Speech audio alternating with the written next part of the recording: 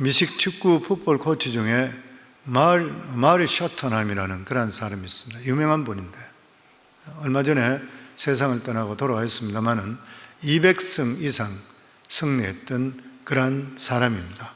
클리블랜드 브라운, 그리고 워싱턴 레드스킨스, 그리고 샌디에고 차저스, 캔사스 칩스 이런 데 다 헤드 코치했던 그런 사람이었습니다.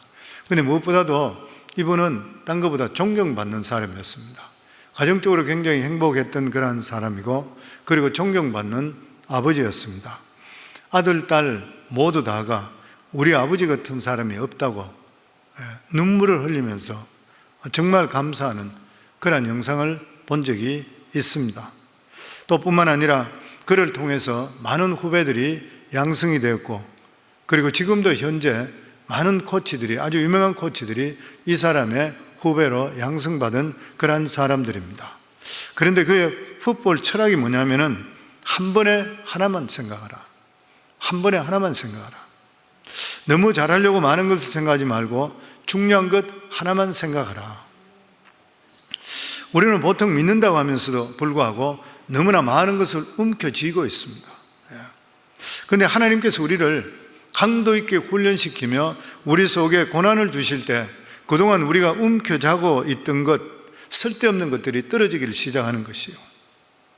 그리고 우리가 추구했던, 자기가 추구했던 것이 아무것도 아니라는 것을 알게 되면 그때는 오직 복음만 보여잡게 되는 것이요. 이렇게 복음만 보여잡게 될 때에 그 사람에게 비로소 살아가는 삶에 하나님의 능력이 나타나게 되어 있습니다. 로마서 1장 16절에 보면 내가 복음을 부끄러워하지 아니하나니 이 복음은 모든 믿는 자에게 구원을 주시는 하나님의 능력이라. 바로 예수가 능력이 되는 것이고 복음이 우리 삶 속에 능력으로 역사하게 되어 있는 것이에요. 한때 유명했던 책 중에 예수라면 어찌할까? 아마 많은 분들이 읽어봤을 것입니다. 기독교 고전이죠. 저자가 찰스 먼로 셀던이라는 목사님입니다. 캔사스시티 주의 토피카 회중교회 컨그레이셔널 처치의 목회자인데, 이 책은 1896년도에 처음 출간되고 그 이후에 5천만 부 이상이 팔려요. 정말 대단한 것이죠. 어마어마하게 많이 팔렸습니다. 어떤 분들 이야기로는 성경 다음으로 많이 팔렸을 정도다, 그렇게까지 이야기합니다. 왜냐하면 사람들 마음속에 정말 예수님에는 어떻게 할 것인가, 누구든지 그런 마음을 다 가지고 있는 것이에요. 이 책에 보면 어느 교회에 직장을 잃고 너무 굶어 가난한 사람이 교회에 찾아서 도움을 청했는데 그때부터 이야기가 시작이 됩니다. 그러나 교인들도 목사님도 그 당시 경제적으로 너무 실직하는 사람이 많았고 또 그런 사람들이 많이 찾아오기 때문에 그걸 우리가 다 책임져야 되느냐, 다 책임질 수가 없다 생각했던 거예요. 그런데 이 가난한 사람이 교회 돌아 예배 드리다가 심장마비로 죽어버렸습니다. 예배당에서. 그때 목사님은 굉장히 샤크를 받아요. 깊은 생각에 빠지게 됐죠. 그래서 기도하다가 교인들에게 무엇을 도전했냐면 예수님이면 어떻게 할 것인가, 우리 삶 속에 예수면 어떻게 할 것인가. 교인들은 그때부터 예수처럼 살아보기로 결심합니다. 그래서 교인 중에 신문사 편집장으로 있던 사람은 술, 담배 광고를 거절해버렸습니다. 왜냐하면 예수님 같으면 그런 광고를 내지 않을 것이라 이래 생각했습니다. 그리고 실제적으로 이렇게 함을 통해 수입이 많이 끊어짐을 통해 욕을 굉장히 많이 먹게 되고 신문이 거의 폐간까지 당하는 그러한 것까지 오게 되었습니다. 어떤 자매는 굉장히 유명한 이러한 가수였었는데 유명한 오페라에 초청을 거절하고 주님을 위한 찬양만 하기로 했습니다. 그들은 모든 자신의 문제를 주님의 관점으로 보기를 원했던 것이에요. 그랬던 것이 자기들의 삶 속에 혁명적인 결과가 나타난 것을 모두가 체험하게 됩니다. 다른 사람들은 미쳤다고 그렇게 했지만 자신들은 진짜 기뻤던 거예요. 내 자신이 살아가는 것이 예수님 어떻게 할 것인가를 생각하고 살게 되니까 진정으로 자기들이 예수의 제자가 되는 그런 느낌을 갖게 되었습니다. 오늘 본문의 말씀을 읽어보면 욥이 너무나도 교만하고 친구들의 우정적인 그러한 충고를 받아들이지 않고 좌충우돌한 그러한 인상을 받게 됩니다. 그러나 이것은 욥을 제대로 이해하지 못한 것이에요. 욥께 알아야 할 것은 욥과 친구 관계는 체면을 따질 관계가 아니었습니다. 어느 친구가 이렇게 어려운 데 와서 일주일 동안 같이 울어주고 같이 죄를 뒤집어 쓸 사람 누구 있습니까? 이 사람들은 너무 친한 친구들입니다. 그리고 무엇보다도 그들의 신앙은 우리들이 생각하는 우리들의 신앙보다는 훨씬 더 성숙한 신앙이에요. 욥이 하나님 앞에서 강도 높은 훈련을 받을 때 이제는 남아있는 것이 뭐냐면은 오직 하나님에 대한 신앙 하나밖에 없었습니다. 그는 재산도 그리고 가족도 건강도 다 날아가 버리고 나니까 모든 것을 훨씬 더 자세히 보게 되는 거예요. 또한 친구들이 자기들에게 하는 말들이 얼마나 군더더기가 많고 쓸데없는 것이 많은 것을 알게 되었습니다. 우리는 욥이 고난당하는 것만 생각하게 되면은 다 잃어버렸으니까 너무도 불쌍하게 생각하는 것이에요. 근데 그는 고난당하고 망한 것이 아니라 하나님 앞에 철저하게 연단을 받았습니다. 그래 지금까지 그의 몸이나 생각에 붙어있던 모든 불필요한 것들, 자랑들, 사람들로부터 인정받는 것, 인간관계에 붙어있는 모든 자랑, 인정받는 것 다 떨어져 버리고 자기에게 오직 남아있는 것이 뭐냐면 하나님만 남아있는 거예요. 그는 고난 당한 후에 훨씬 더 강하게 되었고 모든 것을 분명하게 믿음으로 볼 수 있게 되었습니다. 우리 1절 말씀 저희들 다시 같이 읽겠습니다. 나의 눈이 이것을 다 보았고 나의 귀가 이것을 듣고 깨달았느니라. 고난 당하기 전에는 아무리 하나님을 사랑하고 바로 믿으려고 애쓴다 하더라도 그의 눈을 가리는 것이 있고 그의 귀를 덮는 것이 있었던 거예요. 그래서 우리의 신앙이 순수하게 하나님의 뜻에 의해서 움직이는 것이 아니라 너무나 많은 것, 형식적인 것, 의식적인 것, 불투명한 것, 이런 것들이 우리를 움직일 때가 너무나 많이 있습니다. 이런 상태는 오직 하나님 한 분 뜻에 움직이는 것이 아니라 많은 사람들에게 보여주기 위해서, 만족시키기 위해서 움직이는 경우들이 많이 있다고 하는 것이에요. 그런데 욥은 다 잃어버렸잖아요. 재산도 잃어버리고 자식도 잃어버리고 가족도 잃어버리고 건강도 잃어버렸습니다. 욥은 하나님의 지독한 연단을 받는 가운데서 자기가 가지고 모든 것을 잃어버렸어요. 재산도 명예도 자식도 건강도 다 잃어버렸습니다. 그러니까 그에게 남아있는 오직 최종적으로 남아있는 뭐예요? 하나님에 대한 믿음, 오직 하나님밖에 안 남아있는 것이에요. 그렇게 되니까 어떻게 돼요? 이제는 남들이 자기를 어떻게 생각하는 것인지, 다른 사람에 대한 인식이 어떤지 완전히 이런 게 다 없어져 버렸습니다. 그에게 중요한 것이 뭐냐면은 하나님이 살리시면 내가 사는 것이고 하나님이 죽이면 나는 죽는 것이라. 오직 하나님 한 분 외에는 아무것도 중요한 것이 없어져 버렸습니다. 이때 비로소 모든 것을 볼 수 있게 되는 거예요. 모든 것을 잘 들을 수 있게 돼요. 욥은 고난을 통해서 우리 신앙이 다른 환경이나 남의 눈치에 대해서 좌지우지되고 내 체면이나 이름을 내는 것에 대해서 좌우되면은 아직까지도 하나님은 뒷전에 있는 사람이라는 거예요. 우리 삶에서.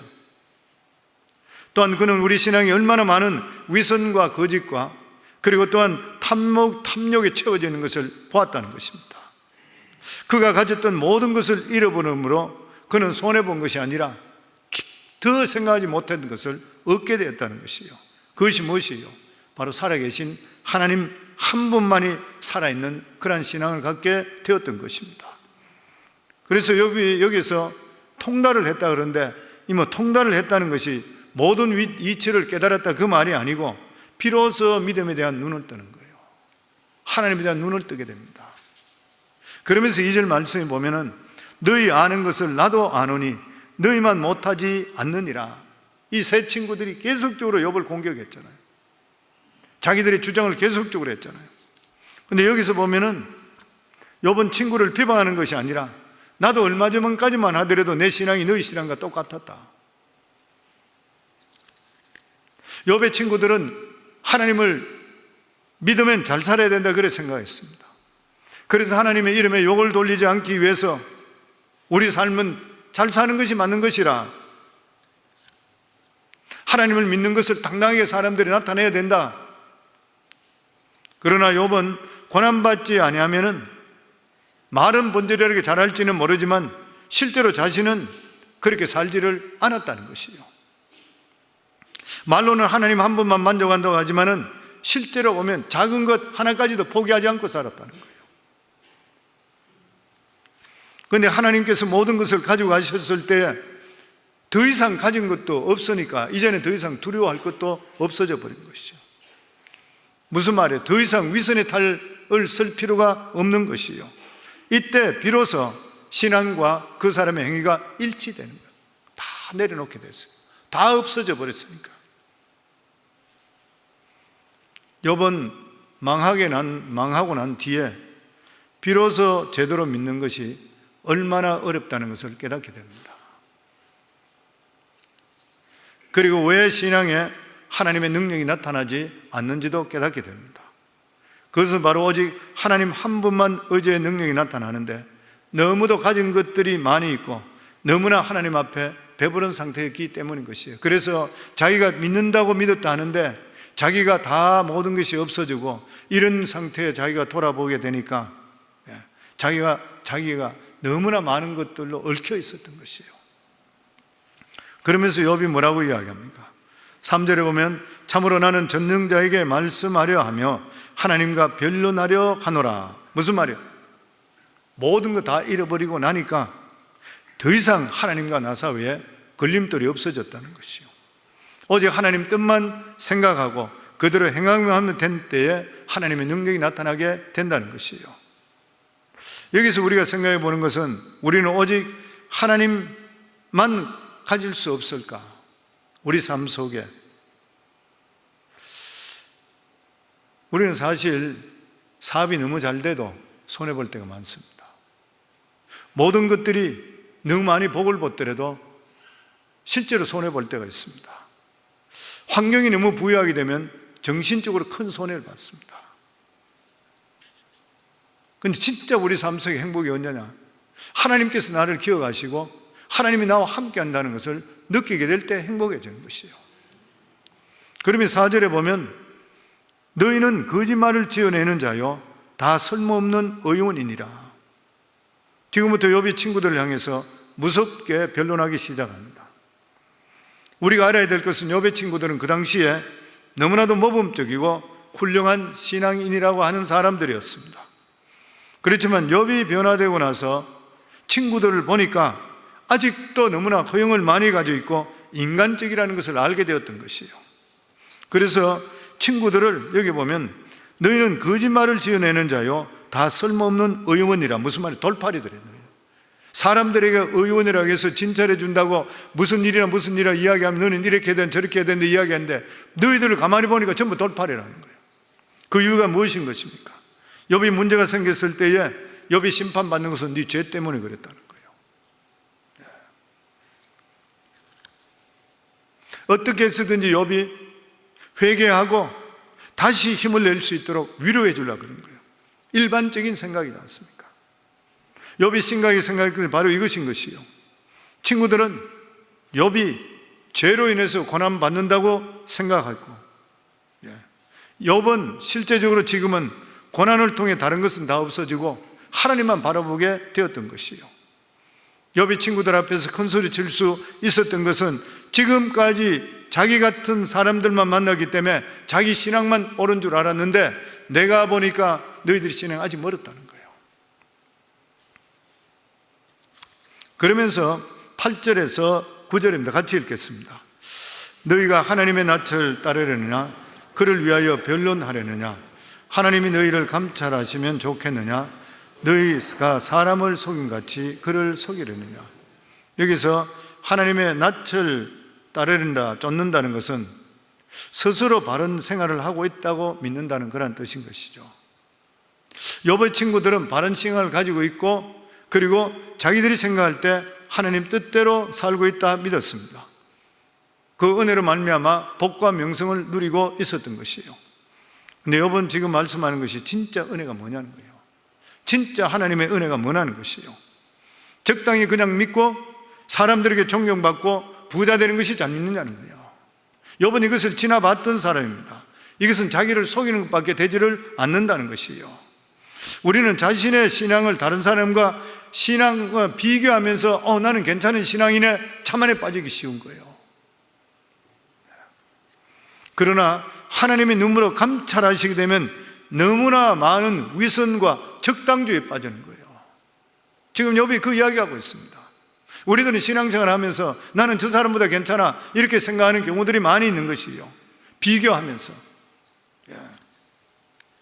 그런데 우리 자신들을 돌아볼 때는 우리는 내 생각대로 그냥 살 때가 너무나 많이 있고, 위선과 거짓, 그리고 이 정도 신앙생활하면 나는 괜찮아, 적당주의에 빠져 있는 경우가 너무나 많이 있다는 것이에요. 욥이 지금 그 친구들이 그걸 보는 거예요. 보면 욥이 보는 것이 아니라 하나님께서 우리에게 보시는 안목인 것이죠. 지금 욥은 친구들에게 너희는 하나님이 너희에게 무엇을 원하는지 알게라도 하느냐, 그리고 책망합니다. 우리 10절에서 11절 같이 읽겠습니다. 만일 너희가 몰래 낯을 따를진대 그가 반드시 책망하시리니 그의 종기가 너희를 두렵게 하지 않겠느냐, 그의 두려움이 너희에 임하지 않겠느냐. 정말 무서운 말이죠. 무서운 말씀입니다. 만일 너희가 몰래 낯을 따를진대 그가 반드시 책망하시리니 그의 종기가 너희를 두렵게 하지 않겠느냐, 그의 두려움이 너희에 임하지 않겠느냐. 우리 모두 다 하나님 앞에서 얼마나 많은 거짓과 위선을 가지고 서 있는지를 모르는 것이요, 얼마나 하나님의 뜻이 아닌 것을 가지고 하나님의 뜻인 양 고집 부리고 억지를 부릴 때가 얼마나 많이 있냐는 거죠. 그러니까 진정한 복음의 능력이 우리 삶 속에 나타나지를 않는다는 것입니다. 친구들의 신앙은 굉장히 멋진 신앙이었습니다. 그런데 하나 빠진 것이에요. 뭐냐면은 하나님의 능력이 빠져버렸습니다. 그러면 12절에 보면은 너희의 격언은 재 같은 속담이요 너희가 방하는 것은 토성이니라. 지금 친구들을 계속적으로 크리티사이즈하고 있어요. 그들의 격언은 재같이 가치가 없는 것이라. 불면 날아가 버리기 때문에. 그들의 성은 토성이라. 비가 오면 다 무너지는 논리라. 굳건한 논리가 아니라는 것이에요. 그러나 욥은 지금 겁날 것이 자기는 하나도 없다는 것이에요. 왜냐하면 자기 속에 남아있는 것은 하나님 한 분밖에 남아있지를 않는 것입니다. 우리 삶 속에도 마찬가지로 어떤 환난을 우리 삶에 당하고 있다 하더라도, 다 없어진다 하더라도 하나님 한 분만 계시는 것 같으면 우리는 그것으로 충분합니다. 뛰어넘을 수 있게 되는 거예요.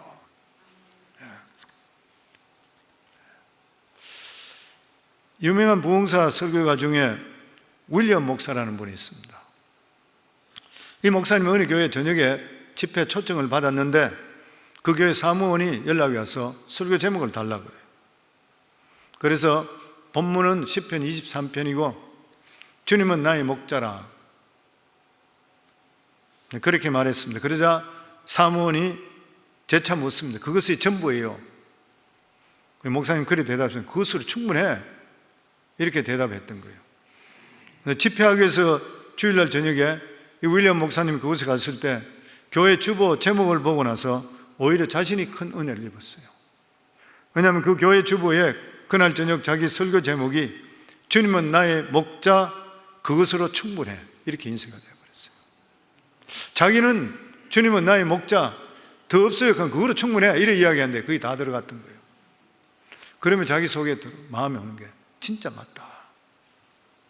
주님은 나의 목자시고 그것으로 충분하지 뭐가 더 필요해요? 우리 삶 속에 너무 기뻐했다고 고백했고 이 은혜를 성도들과 함께 나누게 됐을 때 그 집회가 은혜가 넘쳤다는 것이에요. 정말 그렇습니다. 주님은 나의 목자, 그것으로 충분해. 우리 한번 입으로 시인해 볼까요? 주님은 나의 목자, 그것으로 충분해. 맞는가요? 우리가 이 세상 살다가 아무리 많은 것들을 가지고 있고 다 가더라도 성도님 되돌아보게 되면 남는 게 뭐가 있겠습니까? 주님밖에 더 있겠습니까? 정말 우리가 험한 일, 어려운 일 당하고 사람들도 서로 도와줄 수 없는 경우들이 많이 생깁니다. 부부 간에도 도움이 되지 않을 때도 있어요. 도울 수도 없는 경우도 생겨요. 자식들한테도 있어도 어떻게 할 수 없는 시기가 있어요.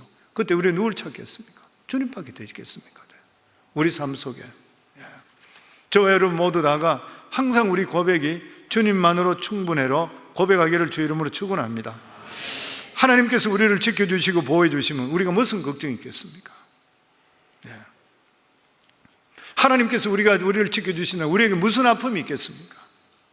하나님은 자기를 사랑하는 모든 백성들에게 이런 복을 주시겠다고 하셨습니다. 이것은 오늘뿐만 아니라 내일의 모든 일도 지켜주시고 좋은 길로 인도해 주시겠다는 것이에요. 행복은 인위적으로 만들어지는 것이 아니라 하나님으로부터 주어지는 것이요, 사람이 만드는 행복은 불완전합니다. 어제의 행복이 오늘로 이어진다는 개런티가 없어요. 어제 행복했다가 오늘 불행해질 수 있어요. 어제까지는 하하하 웃고 자하다가 아침에 일어났을 때 이상한 일이 벌어지고 뒤집어지면 완전히 그 사람이 뒤집어져 버려요. 그러나 하나님으로부터 주는 행복은 그 누구도 빼앗아갈 수가 없는 기쁨인 것이에요. 우리가 이 세상에 살아가는데 가장 필요한 것이 무엇이에요? 저는 희망이고 기쁨이라 생각합니다. 그런데 이 희망과 기쁨을 유일하게 주시는 분이 누구시에요? 변하지 않는 예수님이시잖아요. 주님이신 것이에요. 보면 진정한 희망과 기쁨을 주는 분은 예수 그리스도인 것입니다. 텍사스의 백만장자는 이렇게 드러났습니다. 나는 돈으로 행복을 살 수 있다고 생각했습니다. 그러나 그 망상이 비참하게 깨어졌습니다. 그렇죠? 실제적으로 유명한 영화배우가 이렇게 고백했습니다. 나는 돈도 있고 미모도 있고 매력도 있고 인기도 있습니다. 나는 당연히 세상에서 가장 행복한 여자여야 합니다. 그런데 나는 지금 비참하게 이를 데가 없습니다. 어떤 사람이 정신과 의사를 찾아가서 선생님, 저는 외로움과 절망에 빠진 비참한 사람입니다. 내가 행복해질 수 없을까요? 저를 좀 도와주세요. 그러니까 의사가 이렇게 이야기합니다. 서커스장에 가서 깊은 절망에 빠진 관객을 웃기는 유명한 광대를 한번 만나보세요. 그러면 혹시 그 사람이 당신에게 기쁨을 주고 그 순간에 웃음을 줄지 모릅니다. 그러니까 제가 바로 그 광대입니다 그러더래요. 반대로 예수님을 만난 C.S. 루이스는 기쁨은 천국의 중요한 사업이다. 그분의 모든 명령은 기쁨이다. 캘커타의 빈민촌의 마더 테레사는 이런 말을 했습니다. 참된 거룩은 웃으면서 하나님의 뜻을 행하는 것이라. 기쁨으로 하나님의 뜻을 행하는 게 진짜 거룩이라는 거예요. 예수님이 이렇게 선포합니다. 내가 온 것은 양으로 생명을 얻게 하고 더 풍성히 얻게 하려 함이라. 그리고 이렇게 말씀합니다. 내가 이것을 너희에게 이르면 내 기쁨이 너희 안에서 너희 기쁨을 충만하게 하려 함이라. 사랑하는 성도님들, 예수님이 기쁨이고 행복인 줄을 믿습니다. 예수께서 길을 찾으시는 분이 아니라 예수님 자신이 곧 길이요 진리요 생명 되신다는 것이에요. 예수님의 다른 모습이 무엇이에요? 기쁨인 것입니다. 예수 잘 믿으면 우리 속에 기쁨이 넘치게 되어 있는 것이에요. 하나님께서 우리 속에 내주하시고 하나님이 나와 함께 한다는 것을 아는 순간부터 기쁨이 넘치고 우리 삶에 행복이 오게 되어 있는 것이에요. 예수 그리스도는 부여잡기를 주의 이름으로 축원합니다. 세월이 가면 갈수록 우리 속에 기쁨이 배가 될 줄을 믿습니다. 그리고 그 사람의 삶은 반드시 행복해질 것입니다. 우리 예수 믿으니까 얼마나 행복해요? 행복하시죠? 새벽마다 외치는 게 그거잖아요. 감사합니다. 좋습니다. 행복합니다. 사랑합니다. 외치잖아요, 우리가. 그리고 나 18절입니다. 같이 읽겠습니다. 보라, 내가 내 사정을 진술하였거니와 내가 정의롭다 함을 얻은 줄 아노라. 욥은 사람이 의롭다는 것은 어떤 선행이나 축복의 결과가 아니라 진정으로 의로운 것은 하나님을 가지는 것이라. 성도님, 하나님 가지고 계신가요? 하나님 함께 하시고 계신가요? 하나님 내 속에 성령으로 내주하는 것을 믿으시는가요? 성령께서 우리 속에 계시는 것을 우리 각자가 믿으시는가요? 성령께서 나와 함께 하는 것을 믿으시는가요? 오늘도 성령께서 우리에게 말씀하는 것을 믿으시는가요? 성령의 음성을 들으면서 하시는가요? 성령님과 동행하시는가요?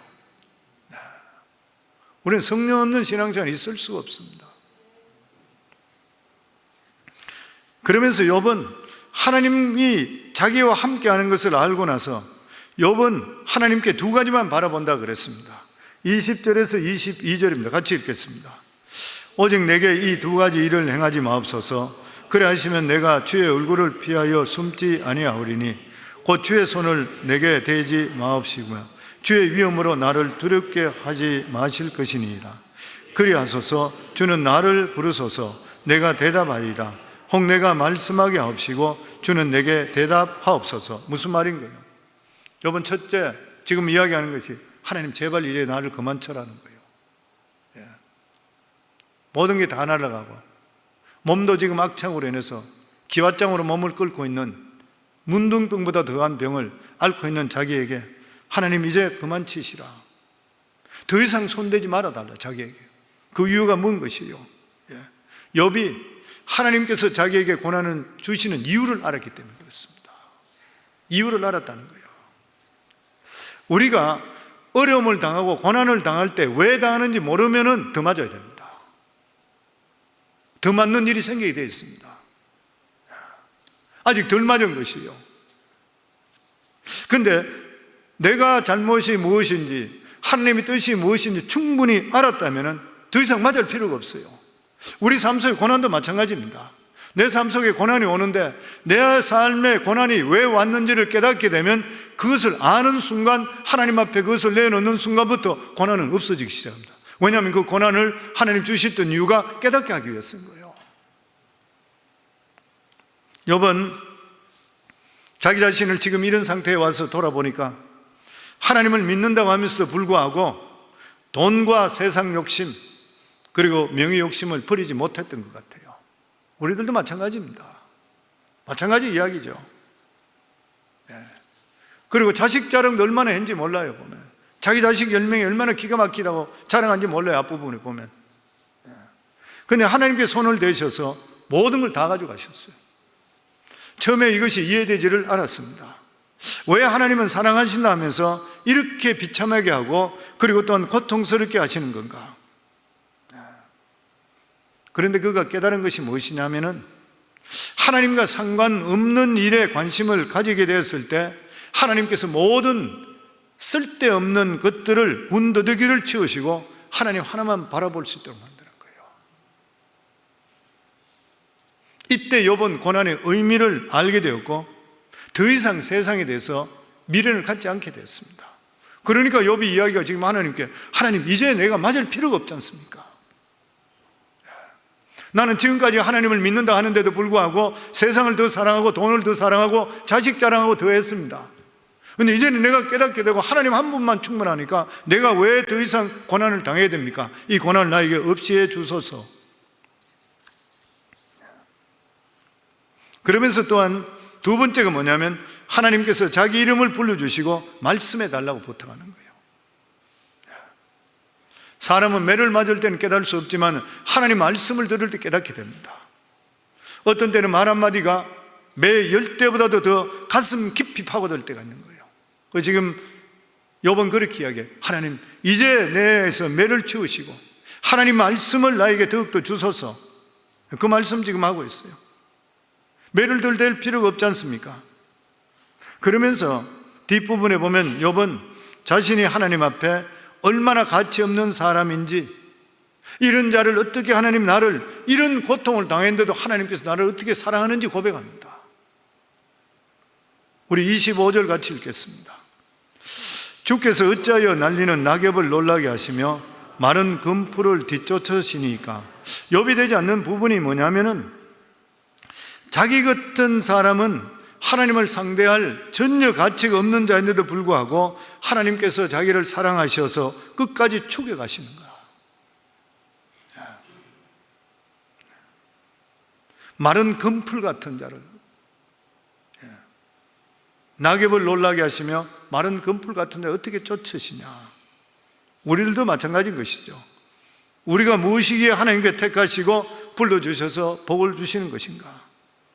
아무리 보다 복을 받을 자격이 없는데도 불구하고 말인 것입니다. 저 자신의 삶을 돌아보더라도 신기한 일인 것이죠. 시편 기자도 똑같은 말을 하고 있습니다. 시편 8편 4절에 보면 사람이 무엇이기에 주께서 그를 생각하시며 인자가 무엇이기에 주께서 그를 돌보시나이까.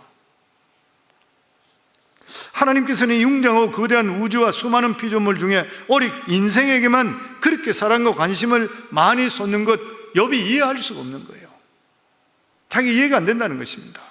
그러면 하나님께 질문하는 게 뭐냐면, 하나님, 제가 하나님 앞에 도대체 무엇입니까? 저는 하나님 앞에 없는 것 같은 미미하고 미세한 그런 존재입니다. 제가 선을 행한듯 하나님께 무슨 소용이 있으며 악을 행한들 그것이 하나님께 무슨 상관이 있습니까? 그런데 왜 하나님께서는 저에게 이렇게 신경을 써서 저의 죄를 들추어내시고 나의 행동 하나하나를 신경 쓰십니까? 사실 우리는 하나님 앞에 없는 존재와 마찬가지잖아요. 살다가 죽으면 죄로 없어지잖아요. 우리가 그냥 한순간입니다, 삶이. 사실 우리 발 앞에 개미가 하나 지나간다고 우리가 개미를 보고 관심을 가져요. 그런데 하나님께서는 개미 같은 우리 한 사람 한 사람을 사랑하시고 설득하시고 우리에 대해서 질투 감정까지 느끼신대요. 심지어 하나님께서는 우리와 싸우시기도 하시는 거예요. 우리의 바른 길로 인도하시기를 애쓰시는 것이요. 그때 이런 말이 나오는 것이, 도대체 사람이 무엇인데, 내가 무엇인데 하나님. 하나님께서 우리 인간을 이렇게 생각합니까? 나 같은 자를 이렇게 생각합니까? 이 모든 것들은 우리가 무엇이기에, 우리 인간이 무엇이기에 이렇게 하십니까? 믿는 자와 믿지 않는 자도 똑같은 말을 한다 생각합니다. 믿지 않는 자들도 마찬가지로 자기들은 하나님을 인정하지 않잖아요. 안 믿는 자들은. 하나님께서는 자기들에게 전혀 신경을 쓰지 않는다고 생각해요. 안 믿는 자들은. 이게 믿지 않는 자들이 가지는 불행입니다. 왜냐하면 그들이 하나님을 믿지 않고 죄를 먹고 마심에도 불구하고 하나님은 여전히 그들을 기억하고 계신다는 거예요. 그들의 바른 삶을 요구하고 있습니다. 그래서 하나님의 심판 날에 그들의 지은 죄를 다 따지게 될 때 깜짝 놀라는 거예요. 내가 무엇이 간데, 사람이 무엇이 간데 이렇게도 자세히 살폈을까? 감탄하면서 후회하면서 지옥으로 가요. 안 믿는 사람은. 믿는 신자들의 반응은 무엇인 것이요? 사실 우리 안에 일어나는 나의 믿음의 반응이라는 것은 너무나 보잘것없습니다. 우리 신앙생활 하더라도 하나님에 대한 믿음의 반응이 뭐 그렇게 진짜 하나님 외에는 없습니다 하고 하나님만 바라보고 사는 사람이 그렇게 많지는 않잖아요. 네.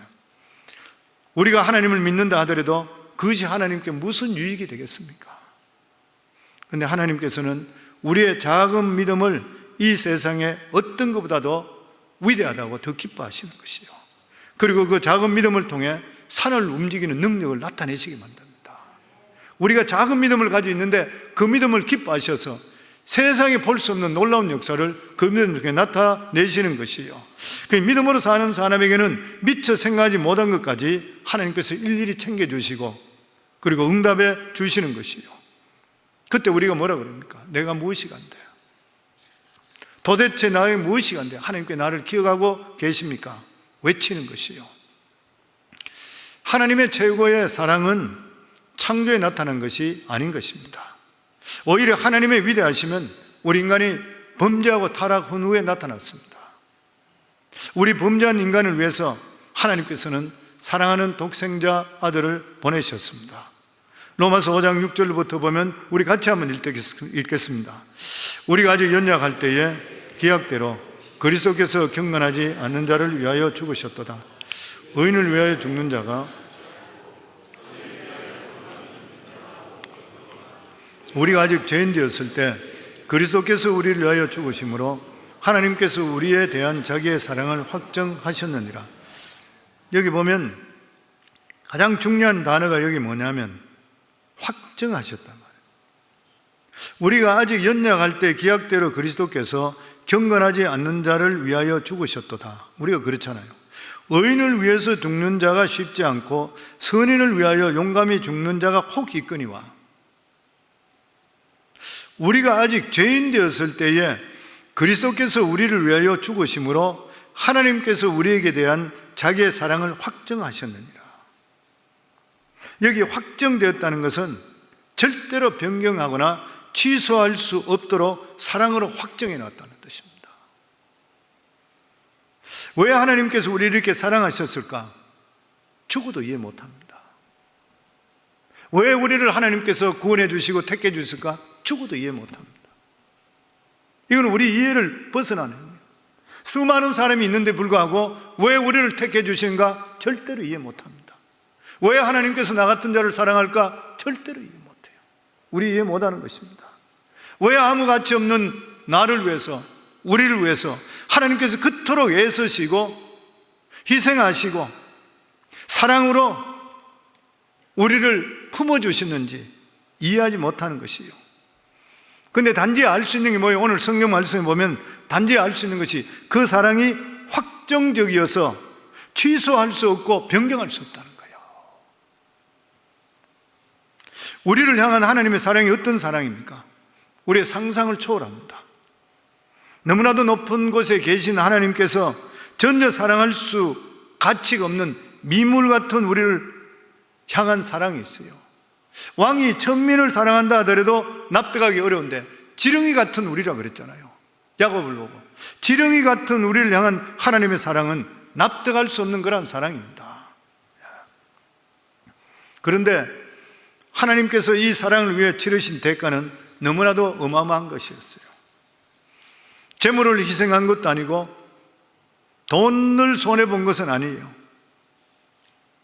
근데 그 희생한 것은 단 하나밖에 없는 독생성자, 그것도 하나님과 똑같은 인격과 능력과 신성을 가진 아들을 십자가에 죽이신 거예요.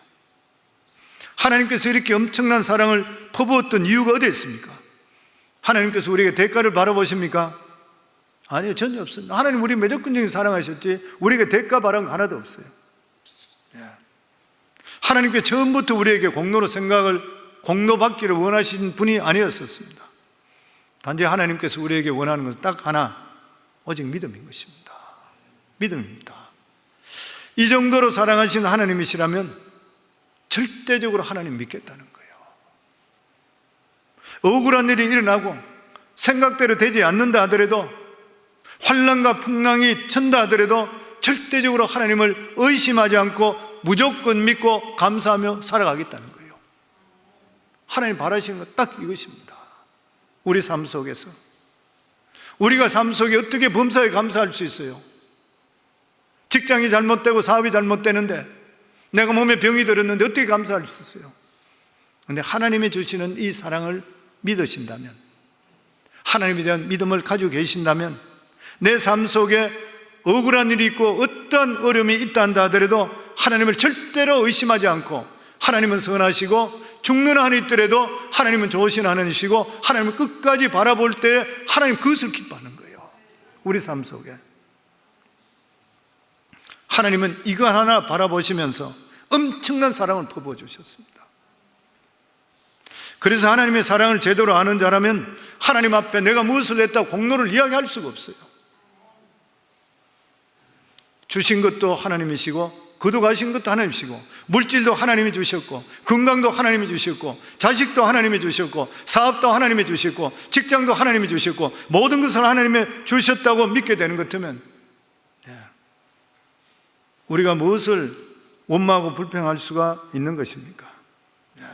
우리가 앞으로 어떤 어려움이 온다 하더라도 하나님의 신실하고 자비하신 사랑을 붙잡고 믿어야 되는 거예요. 이게 하나님께 영광 돌리는 삶입니다. 사람들 입으로 하나님께 영광, 영광 그러는데 말로만 영광, 영광이 아니라 내 살아가는 삶 속에 어떤 경우가 있다 하더라도 하나님이 그 사랑 생각하면서, 어떤 억울한 일이 있다 하더라도, 어떤 내 생각대로 되지 않는다 하더라도, 어떤 환난이나 풍파가 있다 하더라도 나는 하나님을 신뢰하고 나는 하나님을 믿는다. 이게 하나님 영광 돌리는 거예요. 우리는 믿는다 하면서도 불구하고 너무나 많은 것을 가지고 쓸데없는 것에 붙들려 살 때가 참으로 많이 있습니다. 혹여나 여기 오신 성도님 중에 아직도 돈에 몰두해 있는 분들이 있습니까? 예수 믿는다 하는데도 불구하고.